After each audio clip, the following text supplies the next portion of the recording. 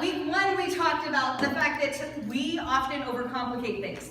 It tends to be in Christianity, we say, well, that's easier said than done, right? But sometimes the done is more difficult, not because God makes it more difficult. We do, right? We're the problem sometimes when it comes to the complications. And so we're taking some of these concepts of just core discipleship. Discipleship is you're following Jesus, okay? The disciples were the 12 guys that were his core men that he invested into to be the future leaders, and so he was growing them, he was teaching them, then he had other circles that were larger and more people out from there. So what we call them his 12 disciples, Jesus' disciples. So discipleship is your journey of learning what Jesus was teaching. The same way he taught them, learning through stories, learning through the Word of God, learning through experience, talking to more mature believers. That is your discipleship journey. So all of these conversations we've been having with this series are those things that if you and I were just doing one-on-one discipleship, sitting across from the table from each other every week, having coffee or whatever, these are things we would be talking about. If you have a friend who is new to the faith or you are new to the faith, have these conversations with people, okay? These are important conversations. So we talked about the fact on week one that we choose every single day to follow Jesus. We talk about, oh, the day I got saved, or I made a commitment, I became a Christian on, such and such day, on such and such year. That was a moment of time, and it was incredibly important for your journey. But just as important is every single day saying, God, what do you have me to do today? And I choose to follow you today. I choose to walk in the way that you have me walk today. And the idea of the Good Samaritan and the concept of a go and do likewise life. We talked about prayer. We talked about love, the greatest commandment. Love God, love others, right? And so today, I'm gonna go through a lot of verses. So if you're a note taker today, we're not gonna stay in one passage like we usually do in our teaching time. I'm actually going through a lot of different passages, so you might want to just jot them down to really study into more later. If you don't have a paper Bible or you don't flip to it that fast on your phone, they'll be up on the screen as well. And we're going into kind of the principles and I guess you could even say the ethics of this concept that we're talking about, and not just one particular example of it. And today, we're talking about simply submit. Exciting, isn't it? Everybody's got super thrilled, especially right after I asked a bunch of you to move. It was like a test to see if any of you were going to submit to leadership. No, that's not what it was. It was really that as a public speaker, nobody likes like a black hole in your room where you're speaking. So we're talking about submission today. This is not a popular concept. It's just not, okay? So I want to start out with a passage in Psalms. It's Psalm chapter 93, verse 1 through 2. The Lord is king. He is robed in majesty. Indeed, the Lord is robed in majesty and armed with strength. The world stands firm and cannot be shaken. Your throne, O Lord, has stood from time immemorial. You yourself are from the everlasting past. Several pages over in Psalm 145:13, it says, your kingdom is an everlasting kingdom. You reign through all generations. When we think of the concept of a king, and we think of the concept of reign, because we do not live in a monarchy, we put into our minds the fairy tale concept of a king and a kingdom. Excuse me. Now, if we were raised in a monarchy, and I'm not even talking the British monarchy where it's more of a head of state thing and then there's the parliament that does the actual laws and ruling. If we had grown up in an actual monarchy, and actually some of you might have, then there might be a different understanding when you think of God as King of Kings and Lord of Lords. When you think of kingdom concepts and his kingdom reigns forevermore. Because in our mind, fairy tales are for us to put ourselves into the story, right? Fairy tales exist and little girls everywhere want to be the princess. Guys want to be the knight in shining armor that's going to slay the dragon, And there's all this adventure and all of these concepts to it. And so much of it is so that we can put ourselves into the story. Because a good story does that. It allows you to see yourself in the story, and then all of a sudden, you begin to recognize yourself in that. You're like, yes, king and rule and princess and crown on my head and castle and moat, and all of this adventurous kind of things. And that is not the concept that we need to understand when it comes to God being king. When it comes to God being king, yes, it gives us this amazing language of his robe and his majesty, and that his train fills the temple is in one passage, and all of these things. But you have to understand, when David wrote that, he actually could see himself in the story, because he had been anointed king. He had worn a crown upon his head. He had also had to fight and slay Philistines. Slightly different than dragons, but And all of these different things go on in his mind, because he didn't just know the fairy tale concept of it, he knew the battles and the war. He knew the famine and the feast. David, talking about God as a king, would have recognized what that meant. Not just what the power and the authority of it meant, but what the responsibility of it meant, in a way that we don't necessarily have come to our mind right away. Because we don't live in that kind of culture. We don't live in that kind of society where anyone has absolute rule and absolute authority. In fact, we live in a culture that often questions whether or not there's even absolute truth. So when you read, the Lord is king, he's robed in majesty. Indeed, the Lord is robed in majesty and armed with strength. The world stands firm, it cannot be shaken. Your throne has stood forever.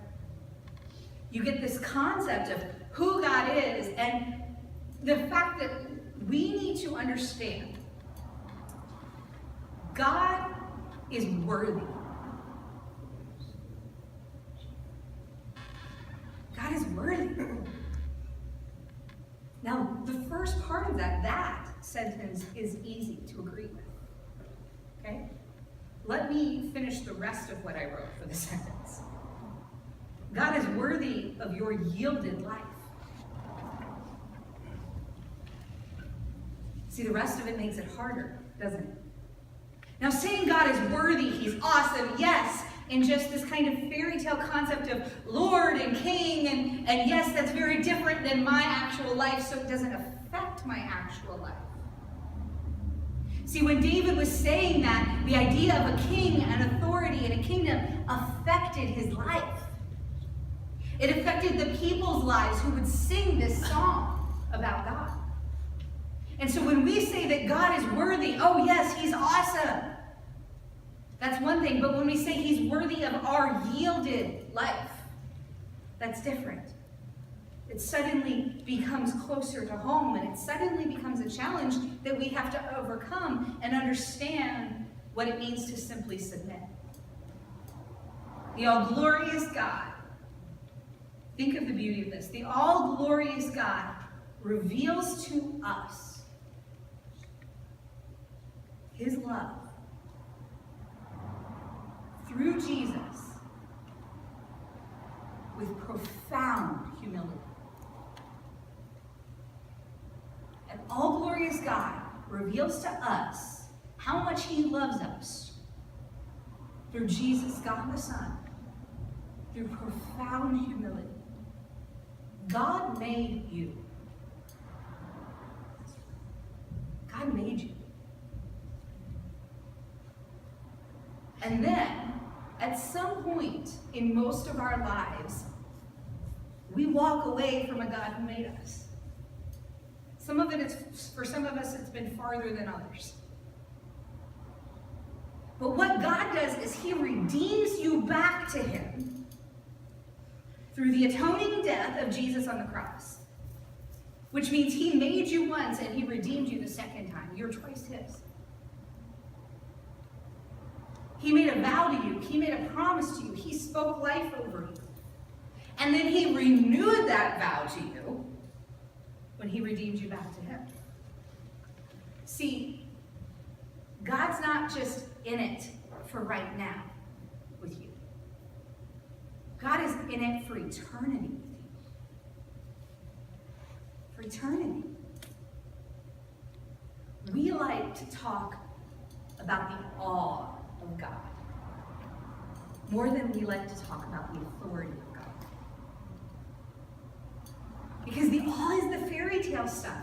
But I want us to just have an honest conversation today and think it through. What does it mean that God has authority? And what does that do for the rest of our lives? Okay?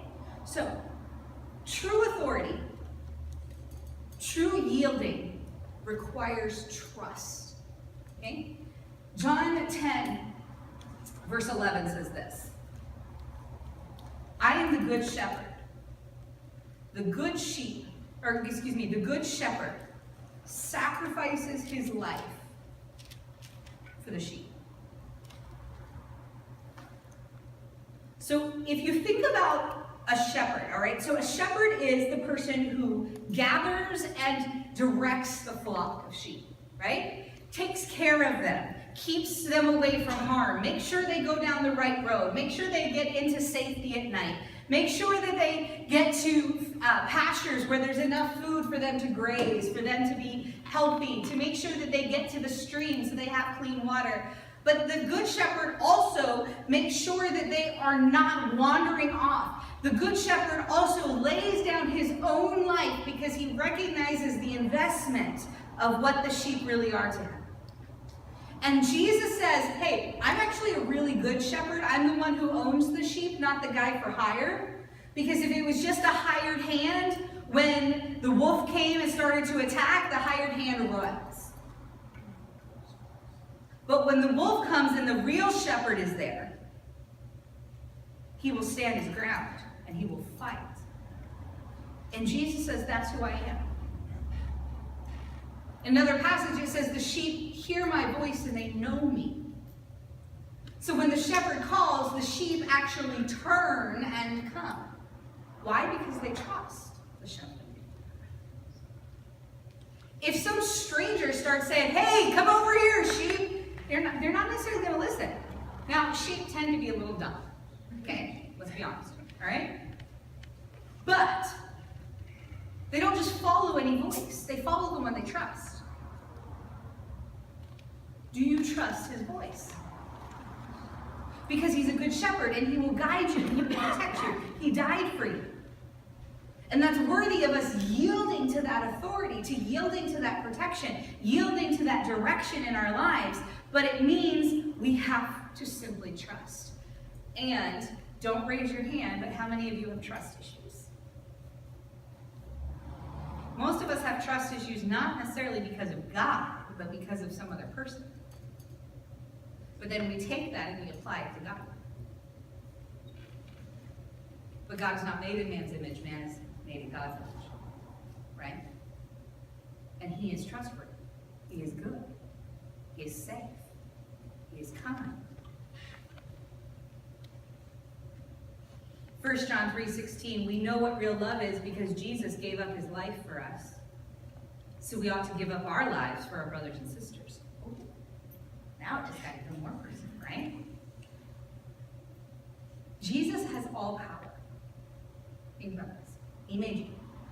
He has all power. He has all authority for all of eternity. So God could exert his will over you, forcing you to do whatever he wants. Instead, he laid down his life in a self-sacrificing act of love. I have served bad leaders. I've served really good leaders. And I've served a lot of leaders in between there somewhere.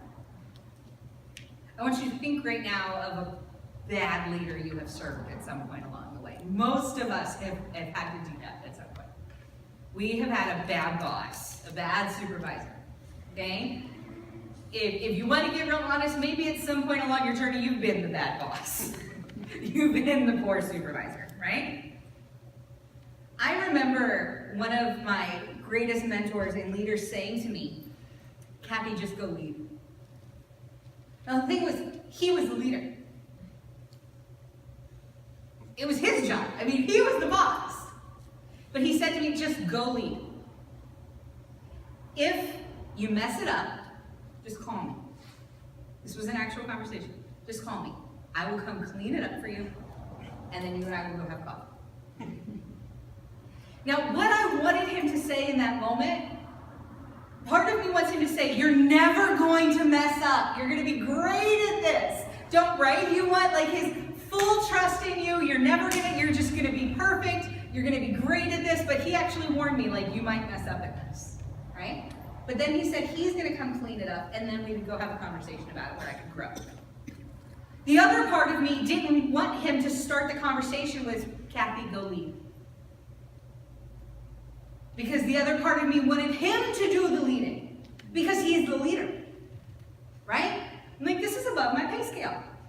I didn't want to be doing that. I didn't want to be handling that. Because there was stuff to be done, and it was going to be complicated. Because it involved people, and people are complicated.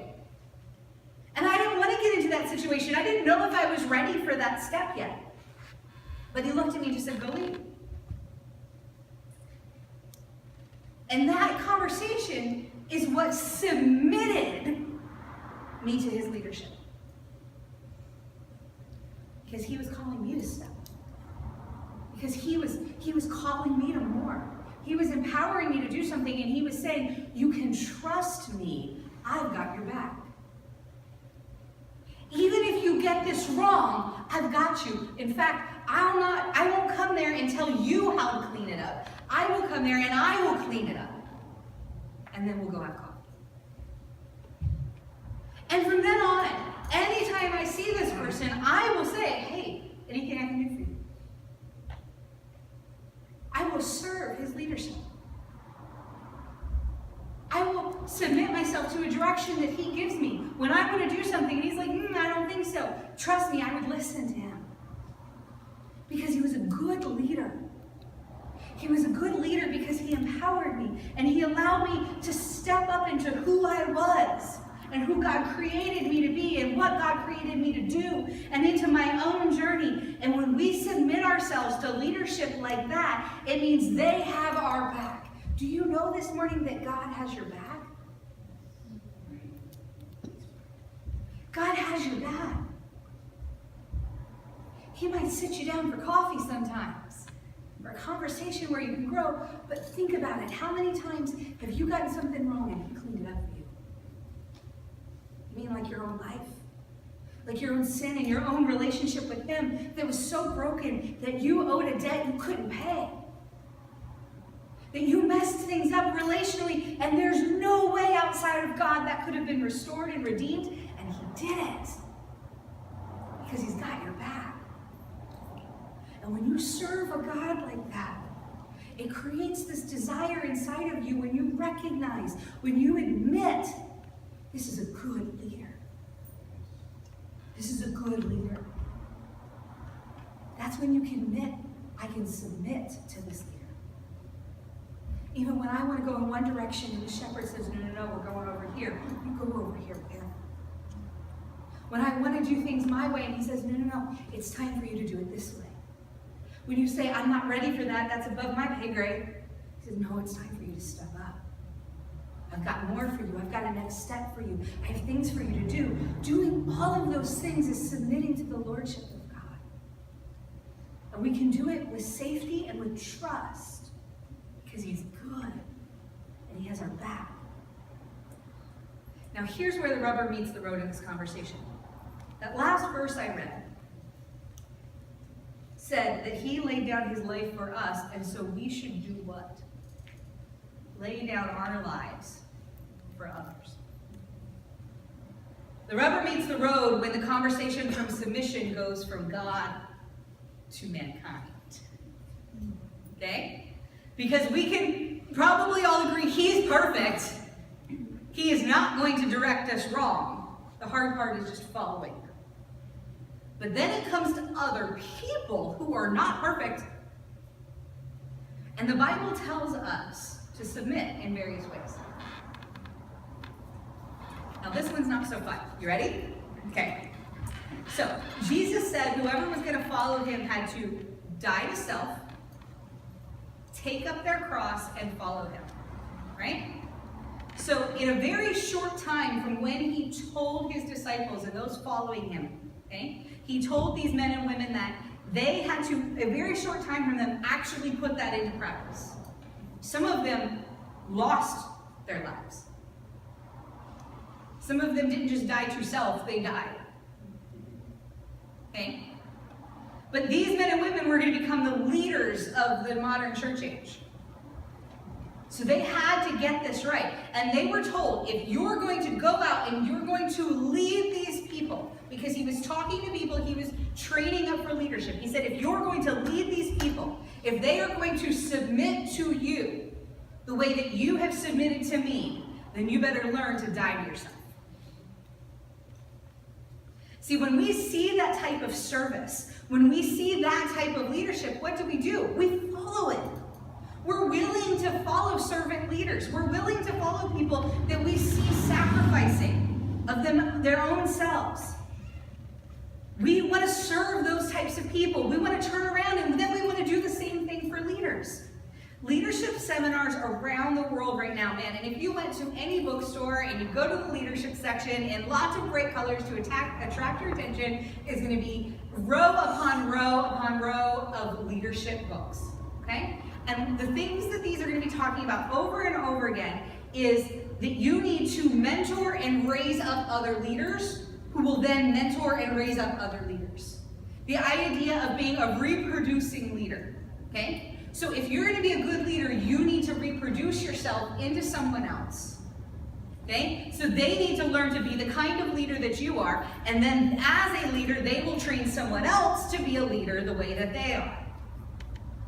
But the reason I think that there are so many books about this and so many seminars about it is because we keep trying to reproduce leadership when instead we should be reproducing trust. We should be reproducing submission. And we should be reproducing service. Because those are words that show up way more than the word for leadership in the Bible. God is called a helper.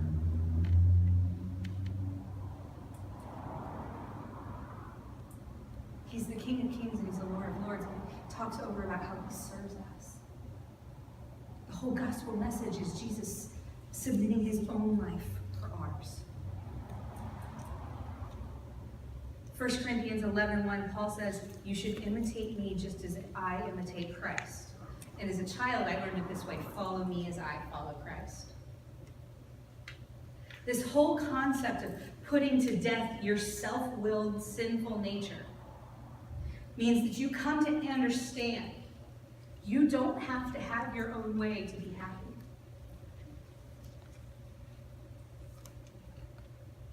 You don't have to have your own way to be happy. You have to have God's way. So then when we transfer that to other people, this is the problem we run into. The world thinks that submission requires sacrifice on the part of the submittee.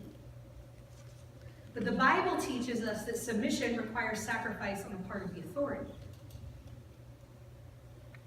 If you're a leader in this room in any way, shape, or form, and almost every single one of us, whether you're leading yourself, okay, leading within your family unit, you're leading on a job, or in a workplace, or in a school environment, okay, or you're leading in the community, however it falls in your life. You may have been taught that leadership, that submission requires somebody submitting to your leadership. That means they're sacrificing. If you are the leader, the Bible says you're the one sacrificing. If you're the authority, you sacrifice. Ephesians 5:21, and further, submit to one another out of reverence for Christ. Galatians 5:13, for you have been called to live in freedom, my brothers and sisters, but don't use your freedom to satisfy your sinful nature, in other words, your own desires and what your flesh wants. Instead, use your freedom to serve one another in love. Now, I want you to think about those good leaders that you served. I want you to think about times where you've had to serve a poor leader. How do you handle it? What do you do? Okay, it's one thing to teach on leadership and say you serve the people that you're leading, you know? You want to get down in there. You want to model what you're doing. If they're supposed to be working on something, you get in there and you work on it yourself, right? If you're a good leader, then you're never going to ask someone to do something that you are not willing to do yourself. Because that is what Jesus did for us. He laid down his life before he said, now you're going to lay down yours, right? Take up your cross and follow me. Why could he say that? Because he took up a cross. He submitted his own desire to the Father God, saying, your will. Is this the way you want this to happen? He prayed in the garden before his death, and he was like, this is going to be painful. I said he cried, and he wept there, and he said, but if this is the way you want this to be, then this is the way it's going to happen.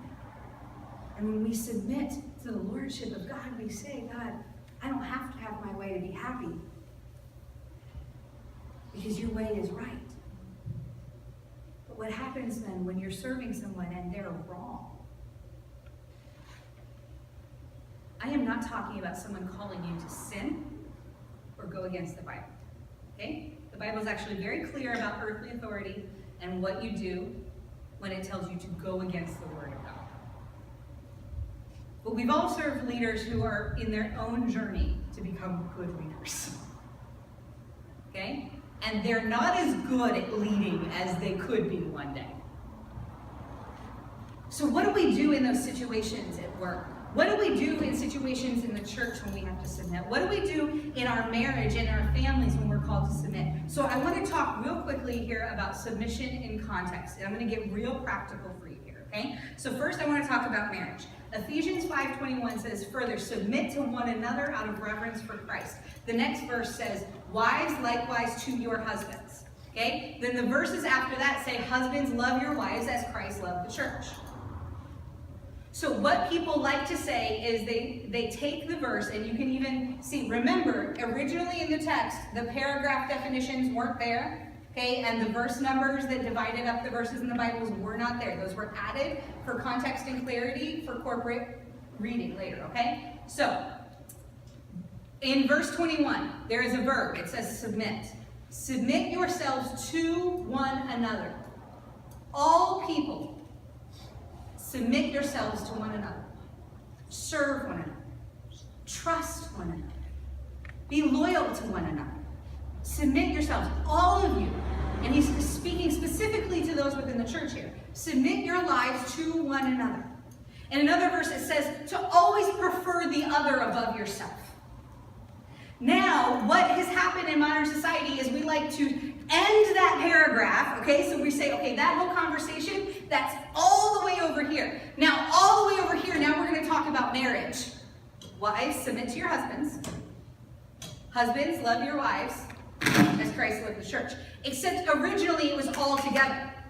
So Paul is talking about household code here. He's talking about work code here. He's talking about society code here. And he's talking, if you read these passages, there's 3 different parallel passages where he talks to, let's be honest, he talks to women, he talks to children, and he talks to slaves. Okay? And then he never instructs the male household leader to lead. In this passage, he never tells the male household leader to rule. Why? He didn't have to. That was a given. There is a modern equivalent of this in our society, okay? Where you don't have to tell the person with privilege that they can go do something. But often you have to encourage those who don't feel the same way, that you can step up and do this, right? So, he says, everyone, you submit to one another. You always prefer each other. In your marriages then, you should always, both of you, prefer the other first over yourself. You should always submit to one another. The next verse doesn't even have a verb. It's saying, wives, do this for your husbands. Because you carry the verb over from the previous sentence. And then it's husbands. You actually have to love your wives sacrificially, the way that Christ loved the church. Why? That was completely countercultural. She was property. And so he's talking about how do you then turn towards one another and submit to one another as you submit to God together. That's how you do this. And then he talks about families, he talks about parents, and he talks about children. And you know what he says? Children, obey. Submit to your parents. You know what he says to the men? Don't provoke your children. Don't be a jerk to them. Provoke not your children to wrath. That's the King James Version I memorized as a child. Why? Because when my parents were getting on my nerves, I wanted to be able to quote scripture at them. Dad, provoke not your children to wrath. You are getting on my nerves and you're picking on me because you're trying to get a rise up. In other words, he was actually speaking to the people with power, saying don't use it in a negative way, because the biblical version of leadership means you serve. So you're not just going to try to get in there and rule and have this kind of authority. No, you're going to love. You're going to submit. You're going to serve. You're going to empower one another. You're going to raise one another up. And then he talks about slaves. And in the passage, he's not talking about chattel slavery, where if someone was born into slavery, they're going to die slavery. If they have children, those children are born. Historical American slavery, that is chattel slavery. This would have been more of an indentured servitude type of thing, where somebody could earn their way out of slavery. All right? And he's saying to them, and people even use this and used it in the wrong way out of context, because people use submission in our culture way out of context all the time. And he said, slaves, submit to your masters. In other words, you have freedom in Christ. So now all of a sudden they felt like, I'm free. I have found this freedom in this new relationship restored with God. I'm feeling all of this freedom inside of me, so I should be free to now do whatever I want. And he said, actually, if it's for freedom, Christ set you free. Now serve someone. So to work out your time with submission. Because everything you do, you're doing it as unto the Lord. And then he speaks to those who are in authority, and he says, you treat those who work for you like brothers and sisters. Because that is who they are in Christ. You're not going to beat them down and try to get them to be forced down into a lower position. You realize, yes, they're doing a job in your household and they're working with you, but they stand on the same footing with God that you do. So in all of these levels in our society where we talk about one person's up here and one person's down here, and we keep saying that submission means this person is lower, what it actually means is we should be doing this. We should always, as believers, be taking the biblical definition of submission and putting people on the same footing, because first we submit to him. We submit to God, and we say we are a child. We say he is the King of Kings, and he is the Lord of Lords. He is the one with all power, and he is the one with all authority, and he is the only one who ever truly gives me any of that. So when I serve someone who's not that great in their leadership journey yet, I'm going to make them better at it. Because I'm not just serving them, I'm serving him. And when I'm the leader, and I have others who are called to submit to my leadership, I am going to serve them. I'm going to empower them. And I'm going to say, go, lead, and if you mess it up, I'll go clean up the mess.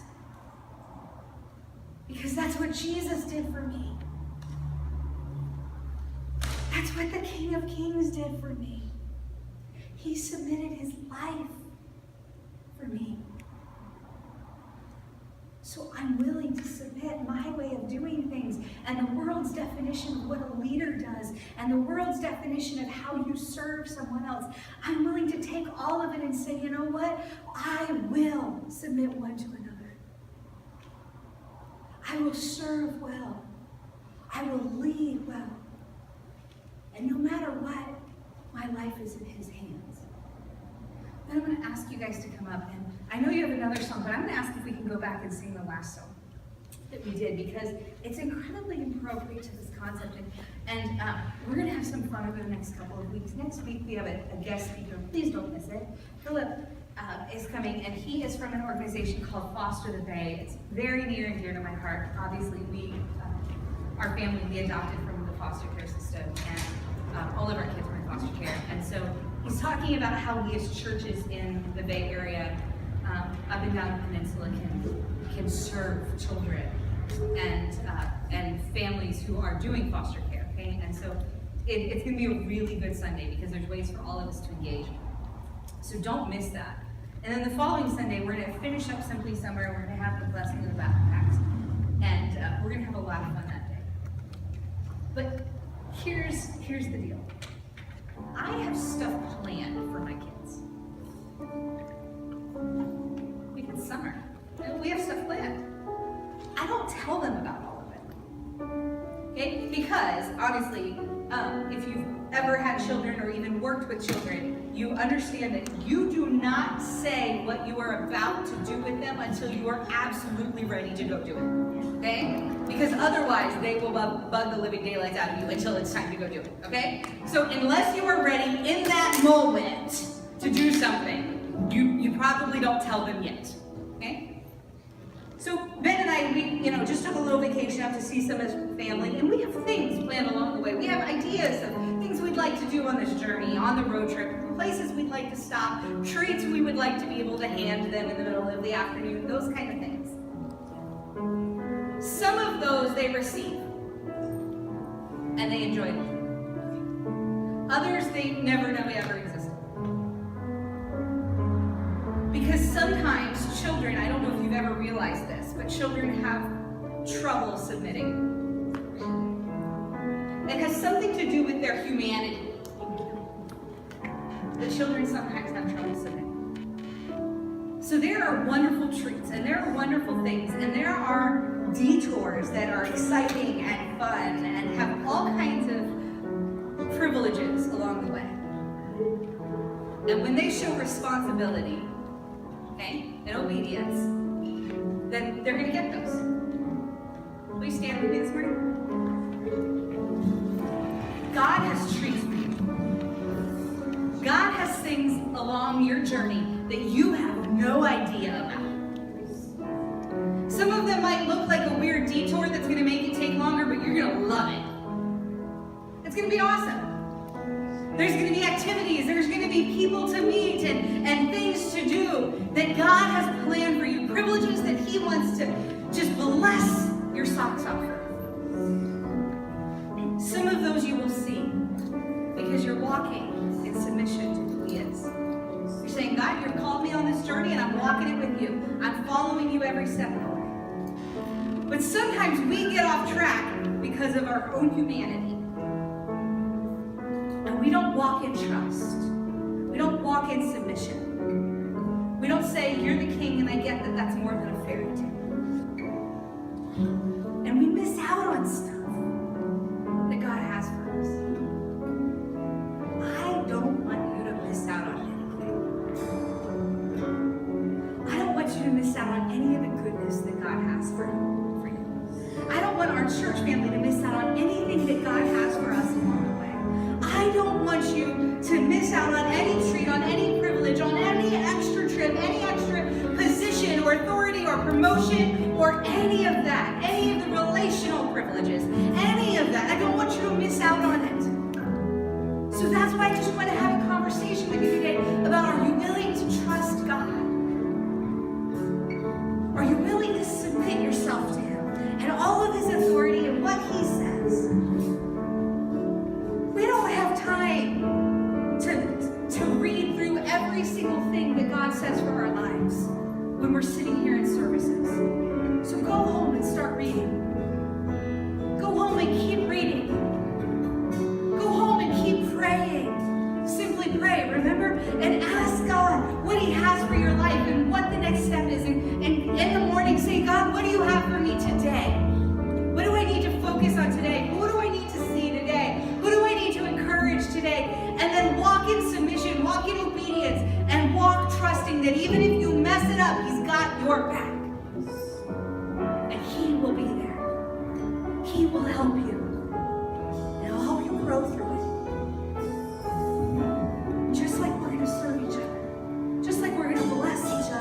you will never outserve God. You will never outgive God. You will never outbless God. So when you keep pouring that out on other people, guess what? He's going to promote you into higher levels of leadership because you are willing to go deeper in service.